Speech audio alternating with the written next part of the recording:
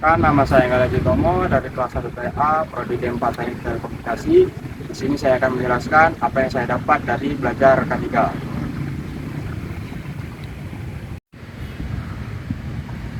K3, Keselamatan dan Kesehatan Kerja. Menurut Peraturan Pemerintah Nomor 50 Tahun 2012, pengertian keselamatan dan kesehatan kerja atau K3 adalah segala kegiatan untuk menjamin dan melindungi keselamatan dan kesehatan tenaga kerja melalui upaya pencegahan kecelakaan kerja dan penyakit akibat kerja.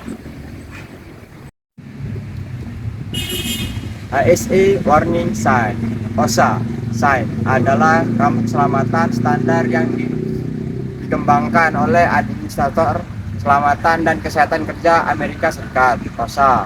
Berfungsi sebagai alat komunikasi visual untuk memperingatkan bahaya, menginstruksikan APD alat pelindung diri, dan mempromosikan praktik kerja aman di lingkungan kerja dengan spesifikasi warna, simbol, dan teks yang jelas agar mudah dipahami pekerja global. Tujuannya adalah mengurangi cedera dan penyakit akibat kerja.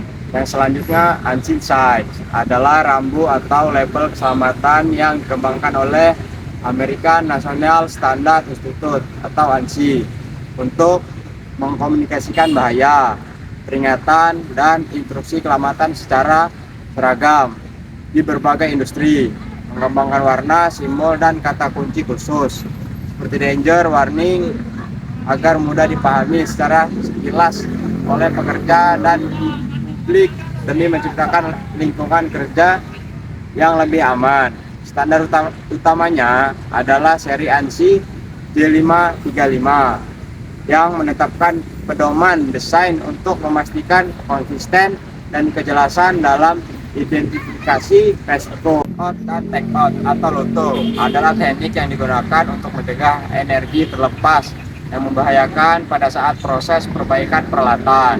Hal ini dilakukan dengan menempatkan kunci pada alat isolasi energi sebelum melakukan pekerjaan. Fungsi LOTO yang pertama, memahami persyaratan program LOTO. Yang kedua, memahami peran personal terkait dengan program. Yang ketiga, menurunkan tingkat kecelakaan proses operasi. Yang keempat, meningkatkan budaya K3 di perusahaan. JSA adalah singkatan dari Job Safety Analysis, analisis keselamatan kerja, yaitu metode sistematis untuk mengidentifikasi bahaya dalam setiap langkah pekerjaan, mengevaluasi risiko, dan menentukan langkah pengendalian agar dapat mencegah kecelakaan kerja sebelum terjadi. Menjadikan alat penting dalam manajemen K3, keselamatan dan kesehatan kerja untuk menciptakan lingkungan yang aman.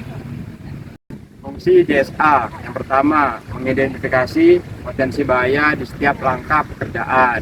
Yang kedua, mencegah kecelakaan kerja melalui perencanaan dan pengendalian risiko. Yang ketiga, memberikan pemahaman yang jelas kepada pekerja mengenai prosedur kerja yang aman.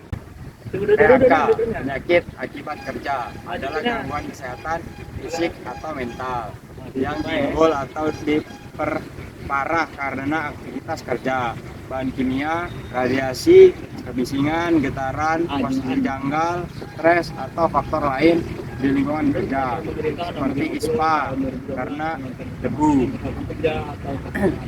dermatitis karena bahan kimia, carpal tunnel sindrom CTS karena mengetik lama, hingga gangguan pendengaran akibat bising tinggi. Faktor penyebabnya meliputi fisik, bising atau suhu ekstrim, kimia, biologis,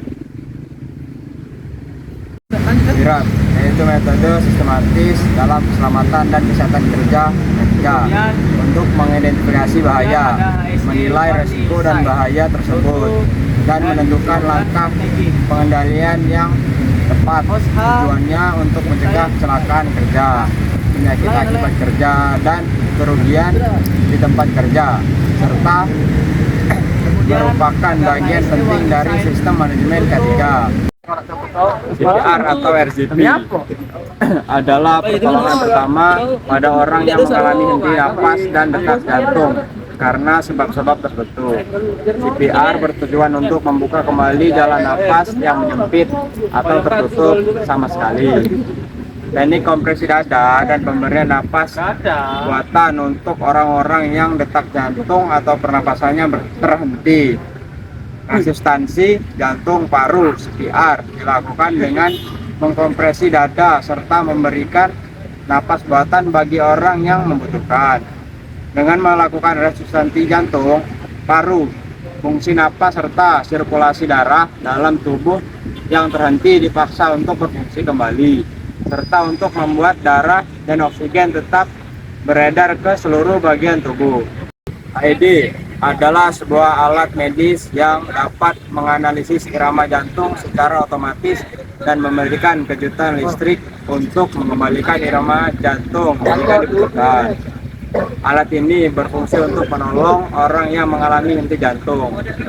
AED memungkinkan lebih banyak orang untuk merespon keadaan darurat medis di mana defibrillasi diperlukan. Karena AED adalah perangkat portable sehingga memungkinkan digunakan oleh orang non medis yang memahami pemakainya. P3K merupakan pertolongan pertama yang harus segera diberikan kepada korban yang mendapatkan kecelakaan atau penyakit mendadak dengan cepat dan tepat sebelum korban dibawa ke tempat rujukan. Tujuan P3K yang pertama, menyelamatkan nyawa korban. Yang kedua, meringankan penderitaan korban. Yang ketiga, mencegah cedera atau penyakit menjadi lebih parah. Yang keempat, mempertahankan daya tahan korban. Yang kelima, mencari pertolongan yang lebih lanjut. Fire safety adalah segala bentuk upaya pencegahan kebakaran yang meliputi perencanaan, penerapan sistem keselamatan, serta penyusunan prosedur kerja yang bertujuan untuk mengurangi kemungkinan terjadinya kebakaran dan meminimalkan dampaknya. Firefighting adalah serangkaian tindakan dan teknik penanggulangan kebakaran yang dilakukan ketika kebakaran telah terjadi. Firefighting bertujuan untuk mengendalikan dan memadamkan api, mencegah penyebaran kebakaran, serta menyelamatkan manusia dan aset.